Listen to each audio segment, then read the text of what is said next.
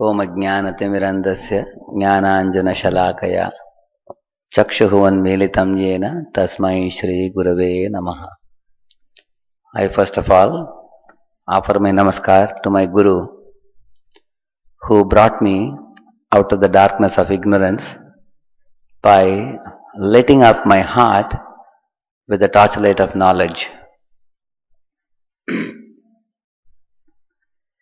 Now, what is knowledge? Knowledge is to know what is matter, what is spirit, and the controller of both matter and spirit. To know these three things is called knowledge. All of you have undergone the Discover Yourself course. Now you have become experts in understanding of this knowledge. The ABC of knowledge is to know that I am not this body, I am spirit soul. Sometimes when a car is coming, you see a dog becomes frightened and starts barking. And as the car is moving, the dog chases after the car, thinking that it is some big animal. But actually, inside the car there is a driver which the dog cannot see. He considers the car to be another big animal. Similarly, in this world, people see the external bodies and consider that we are this body. They do not know anything beyond this body. But the actual prime mover or driver of this body is the spirit soul. For example, you take a man to the 10-story building. You tie up his hands and legs and throw him from there down. Surely he will try to exert pressure from within, try to cut off the ropes and hold on to the loft or something midway so that he can save his life. Even if he is not able to cut the rope off, even while falling on the ground, you will see that he has exerted sufficient pressure to free himself. On the other hand, if you throw a ball or any other dead object, it doesn't exert any pressure from inside. This clearly goes to show that in a living body, there is something special, something that causes the Chetan Vastu, the Chetan Atma, which makes us think, feel and will. Scientists have been always surprised. How is it that the living bodies are able to think, feel and will while the dead bodies cannot? What is the difference between the two? Sometimes some scientists suggested one is a very highly evolved matter and another one is not so evolved matter. That's what they thought a living body to be. So in 1996, one scientist proclaimed, by 2000 we will make a humanoid male and a humanoid female, and that humanoid machine will function just like a human being. It can smile, it can talk, it can walk, you can even marry a humanoid. One extra advantage you will have with the humanoid is that if you marry a humanoid girl, she will be completely obedient to you according to the way you control her. So, this was just a talk, but now it is 2012.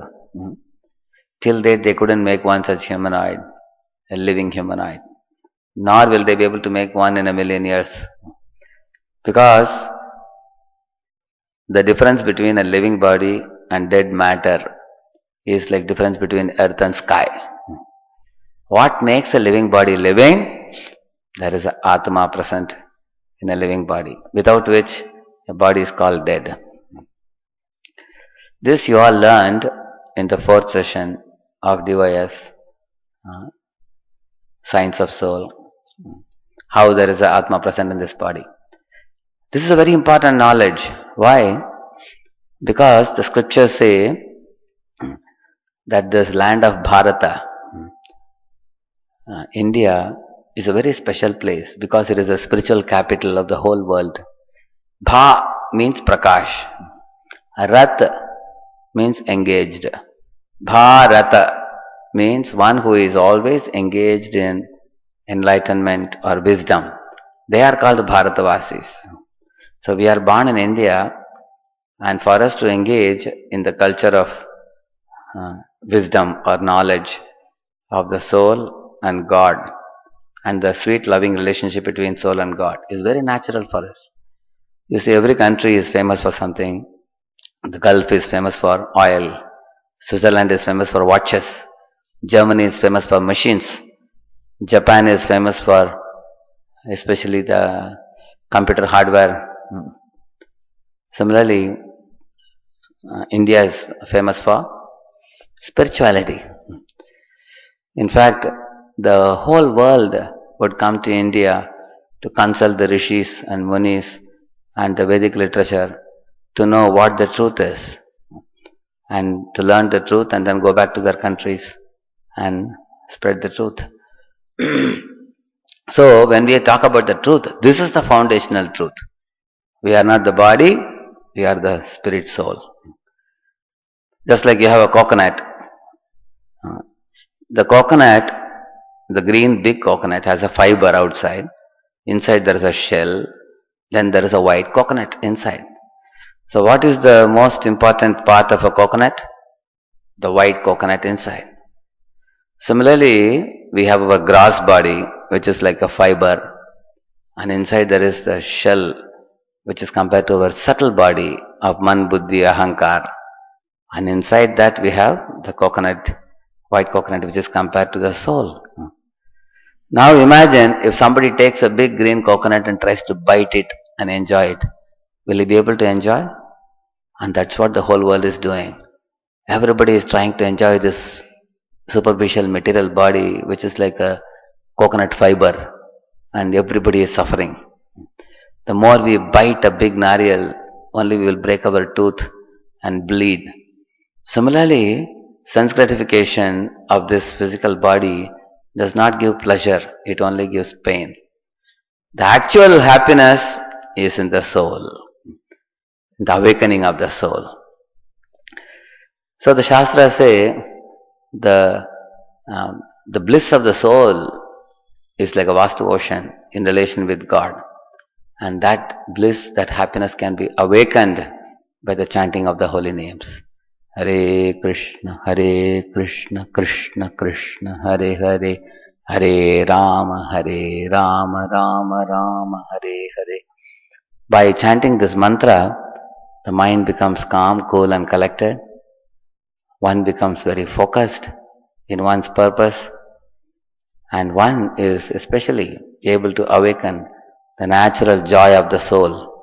It is like somebody cutting a coconut, a big nariyal, and giving you the white coconut. Take it and eat this malai and enjoy it. It's like that. So by chanting of this Hare Krishna, we can very easily come to understand who we are and how to extract that happiness that is within us. And that happiness is your prerogative. Uttishtata, Jagrata, Prapyavaran, Nibodata, Shastra say. Wake up, O sleeping soul. Uttishtata, Jagrata, wake up. Stand up. Prapyavaran, Nibodata. This is the boon that is given to you in human body. What is it? Atato Brahma Jignasa. By chanting this holy name, you can attain perfection in your life and attain Amritatva, immortal happiness. Yes, we all have to do our duty, namely our studies in the college. Then you all will become engineers and take up jobs.